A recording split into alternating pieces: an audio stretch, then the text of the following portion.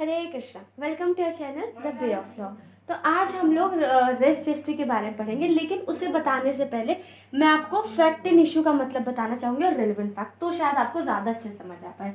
देखो, ये जो फैक्ट होते हैं ना, दो तरीके के होते हैं। एक होता है फैक्ट इन इशू, एक होता है रेलेवेंट फैक्ट। तो सबसे पहले देखते हैं फैक्ट इन इशू क्या होता है। फैक्ट इन इशू जो रहता है एकदम मेन मैटर रहता है, मेन क्वेश्चन रहता है जो कि किसी भी केस में डिसाइड होना होता है। एक तो इसका मतलब ये है, और दूसरा मतलब इसका ये है कि डिस्प्यूटेड फैक्ट बोलते हैं इसको। क्या मतलब? सपोज जैसे ए के ऊपर एलिगेशन है कि उसने मर्डर किया है किसी इंसान का, ठीक है। तो अब उससे क्वेश्चन पूछा जा रहा है, ठीक है। दो पार्टीज है, मान लो ए और बी, और ए के ऊपर एलिगेशन है कि ए ने जो है मर्डर किया है। तो बी ए से बोलती है कि क्या तुम उस जगह पे प्रेजेंट थे? तो ए कहता है हाँ मैं प्रेजेंट था। अच्छा, उसके बाद पूछा गया क्या तुम्हारे पास गन था? तो ए कह रहा है हाँ मेरे पास गन था। उसके बाद बी बोलता है कि क्या तुमने मर्डर किया? तो ए मना कर रहा है। तो यहाँ पे हमारा फैक्ट इन इशू क्या हो जाएगा? मर्डर करना, कि ए ने मर्डर किया है या नहीं किया है, ये हो जाएगा हमारा फैक्ट इन इशू। मतलब ये वो फैक्ट है जिसपे एक पार्टी तो बोल रही है किया है, लेकिन दूसरी पार्टी से डिनाई कर रही है। इस वजह से ये जो फैक्ट है ये इशू में आ चुका है। एक मान रही है और दूसरी मानने को तैयार नहीं है। तो इसी चीज को डिसाइड करना है। अगर जिसपे दोनों पार्टी अग्री कर रही है तो कोई बात ही नहीं है, वो तो इशू में आएगा ही नहीं, क्योंकि दोनों ही अग्री कर रही है ना। लेकिन जिसपे एक पार्टी अग्री कर रही है और एक पार्टी मना कर रही है, उसे हम लोग कहते हैं फैक्ट इन इशू। समझ आ गया? तो एक तरीके से मेन मैटर रहता है जो कि डिसाइड होना होता है किसी भी केस में। और दूसरा मैंने मतलब बताया कि जो कि डिस्प्यूटेड रहता है जो फैक्ट, उसे बोलते हैं हम लोग मैटर इन इशू। फिर अगला है कि तो ये हो गया हमारे फैक्ट दो तरीके के होते हैं, एक होता है फैक्ट इन इशू और दूसरा है हमारा रिलेवेंट फैक्ट। रिलेवेंट फैक्ट क्या होता है? वो फैक्ट इन इशू तो नहीं होता, ठीक है, लेकिन वो जो मेन क्वेश्चन होता है, मतलब जो मेन फैक्ट रहता है, जैसे मर्डर किया है या नहीं किया, उसे प्रूफ करने के लिए जो बाकी फैक्ट्स रहते हैं, ठीक है। अब जैसे मर्डर किया नहीं किया, उसे प्रूफ करने के लिए अलग अलग चीजों को हम देखेंगे कि क्या वहां पे क्या मतलब देखेंगे कि क्या टाइम हो रहा था, सुबह हो रही थी, शाम हो रही थी, उसके पास कोई वेपन था या नहीं था, है ना, कितने लोग आ जा रहे थे वहां से, है ना, गन चली तो क्या मतलब कैसा रिएक्शन था पब्लिक का। तो ये सब क्या है? ये सब रिलेवेंट फैक्ट है ना। तो ये सब क्या है? रिलेवेंट फैक्ट है। तो मतलब मर्डर को प्रूफ करने के लिए, है ना, हम इन चीजों की मदद से, इन रिलेवेंट फैक्ट्स की मदद से प्रूफ करते हैं मर्डर को, ठीक है। तो जिन फैक्ट्स की वजह से हमारा मेन क्वेश्चन प्रूव हो पाता है उसे हम लोग बोलते हैं रेलेवेंट फैक्ट। नाम से पता चले जो कि रेलेवेंट है ना, जिस फैक्ट की मदद से हमारा जो मेन फैक्ट है, मेन फैक्ट इन इशू है, मेन मैटर है, वो प्रूव हो पा रहा है। तो समझ आ गया? तो फैक्ट हमारे दो तरीके के होते हैं, फैक्ट इन इशू और रेलेवेंट फैक्ट। अब ये जो हमारा रेलेवेंट फैक्ट है, ये हमारा सेक्शन 5 से लेके 55 के बीच में दे रखा है एविडेंस एक्ट में, ठीक है। तो उधर पता चल जाएगा हमें कि कौन से फैक्ट को रेलेवेंट मानना है या नहीं मानना। वरना आपके दिमाग में क्वेश्चन आ रहा होगा कि अरे हम कौन से फैक्ट को रेलेवेंट मानेंगे, कौन से क्राइम में कौन सा फैक्ट रेलेवेंट होगा। तो ये हमारे एविडेंस एक्ट ने हमें बता रखा है। तो उसी रेलेवेंट फैक्ट का आज हम एक हिस्सा पढ़ने जा रहे हैं, रेस जेस्टे, ठीक है।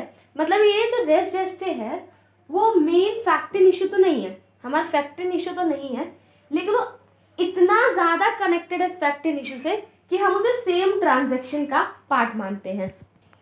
एक और बार रिपीट करती हूँ, ध्यान से सुनना क्या कह रही हूं मैं यहाँ पे, कि जो रेस जेस्टे होता है उसका मतलब ये है कि वो मेन फैक्ट इन इशू तो नहीं है, लेकिन वो फैक्ट इन इशू से इतना ज्यादा कनेक्टेड है कि वो सेम ट्रांजेक्शन का पार्ट फॉर्म करता है।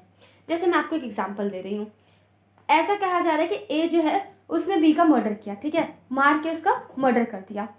अब जो भी उस समय, मतलब मारते समय जो भी ए ने कहा, बी ने कहा, या जो भी आसपास के लोग देख रहे थे, बोल रहे थे, उस समय पे वो रिलेवेंट फैक्ट हो जाएगा। अभी आपको एक केस लॉ के एग्जांपल से समझाती हूँ।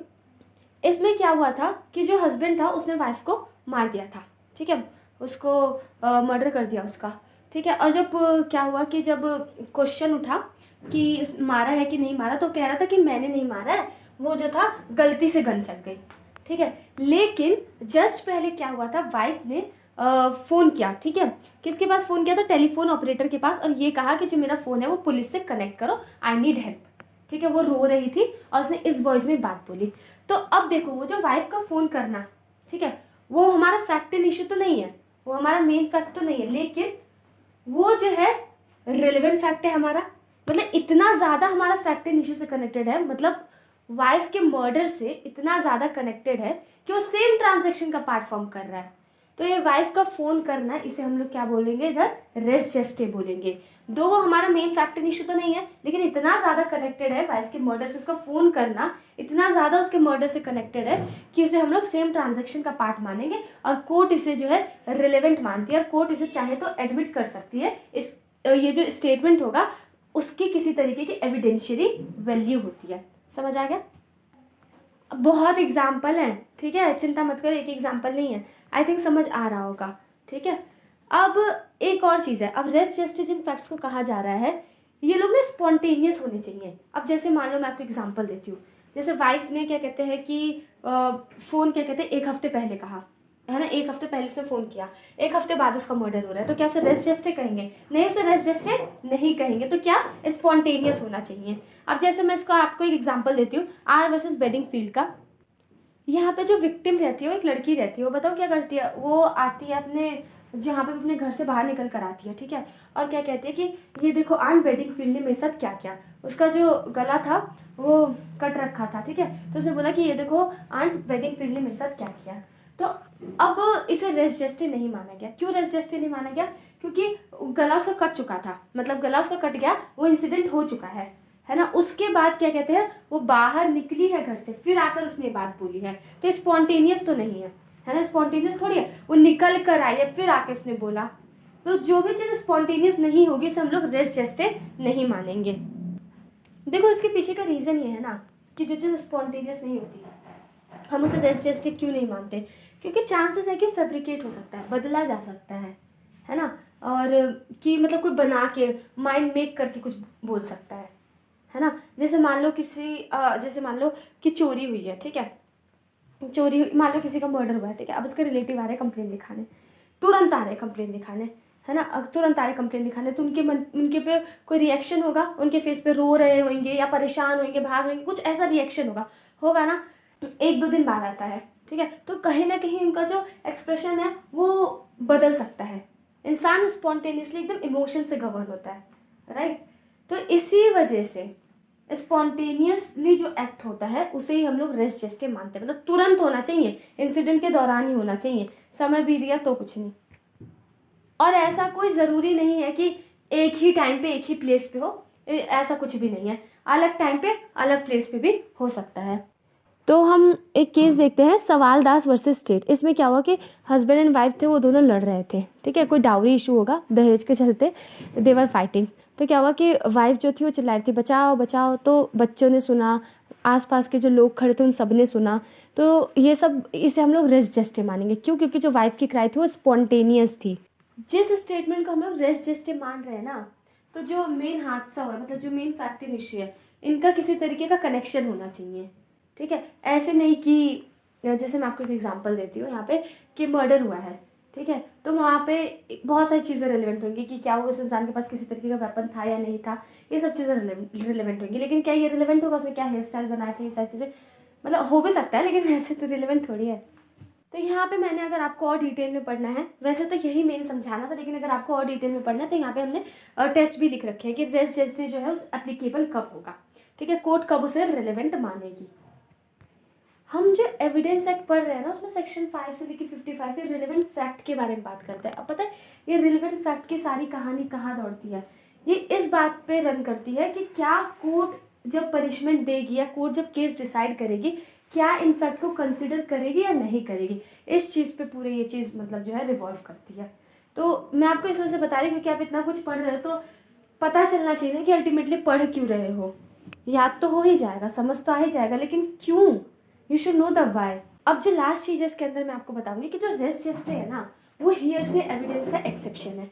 अब हियर से एविडेंस किसे कहते हैं, मतलब मैंने अपनी आंखों से होते हुए नहीं देखा है, मैंने बस सुना है ना, और उस चीज का मैं एविडेंस जाकर कोर्ट में दे रही हूँ। तो नॉर्मली कोर्ट ऐसे एविडेंस को एक्सेप्ट नहीं करती जो मैंने होते हुए नहीं देखा है, जो जस्ट मैंने किसी से सुना है, मैं उसका एविडेंस जाके कोर्ट में नहीं दे सकती हूँ। लेकिन रेस्ट जस्टिस जो है वो हियर से एविडेंस का एक्सेप्शन है। जैसे आर वर्सेस फॉस्टर के केस में हुआ था, यहाँ पे ऐसा हुआ था कि क्या होता है कि एक यहाँ पे इंसान जा रहा होता है, ठीक है, वो व्हीकल जो जा रही होती है ना, गाड़ी जो जा रही होती है उसे बहुत तेजी से स्पीड में जाते हुए देखा, ठीक है। अब वहाँ से एक आदमी आता है, उसका एक्सीडेंट हो गया होता है, ठीक है, तो आके बताता है कि उसका इसी कार से जो है, इसी गाड़ी से उसका एक्सीडेंट हुआ है।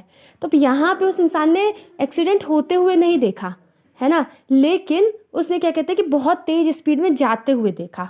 तो कहीं ना कहीं इस बात का इंडिकेशन है कि एक्सीडेंट उसी गाड़ी से हुआ होगा। तो ये भी जो बात है, मतलब वो भी जो इंसान है जिसने ये देखा गाड़ी को तेज स्पीड से जाते हुए, वो आके एविडेंस दे सकता है और इसे कोर्ट रेस जेस्टे मानेगी। कोर्ट इसको एविडेंशियरी वैल्यू देगी, ये कोर्ट में रेलेवेंट होगा। अब रेस जेस्टे का ना क्रिटिसिज्म भी है। प्रोफेसर विगमोर ने ये कहा कि ये जो रूल है ना, यूजलेस तो है ही, हार्मफुल भी उतना ही है। क्यों? क्योंकि उसका हर पार्ट ना किसी और रूल पे डिपेंड करता है, मतलब किसी और प्रिंसिपल्स पे डिपेंड करता है, तो इसका खुद का कुछ अस्तित्व नहीं है। So Hare Krishna, thank you for watching this video. If this any doubt, do mention the comment box, and yes, I can only try to help you the best I can.